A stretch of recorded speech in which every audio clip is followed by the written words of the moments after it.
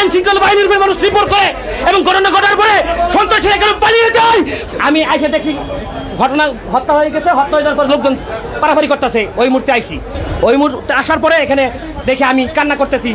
এখন শুনি ফুলবাড়িয়া বাড়ি, আমার যে মারা গেছে ওনার বাড়িও ফুলবাড়িয়া। এজন্য আমি মর্মাহত। মানুষ পুলিশের আশায় বসে থাকে, সরকারের আশায় বসে থাকে। রাষ্ট্র হচ্ছে পরেও সংগঠন। Man can not live along, so he wants to live in society. আগে সমাজের দায়িত্ব কর্তব্য। সমাজ হচ্ছে রাষ্ট্রের একক ইউনিট। সমাজ কেন ভূমিকা নেয় না? মানুষ কেন ভূমিকা নেয় না?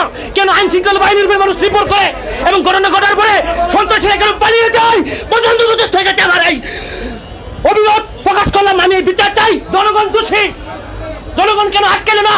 দেখছি এখানে বুক কুবাইয়া বুকের ভিতরে গর্ত হয়ে গেছে। পশুর সে নিকৃষ্ট করে তাকে মারলো।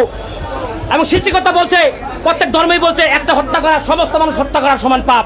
আর এই রাষ্ট্রের দায়িত্ব, হত্যার বিচার করার রাষ্ট্রের দায়িত্ব। একজন মানুষ অপরাধী, তার দায়িত্ব কি রাষ্ট্রের? আপনি কি কোপানোর সময় দেখছেন? না, কোপানি শেষ যখন ঘটনা ঘটে গেছে তখন আমি ওই মুহূর্তে আসছি।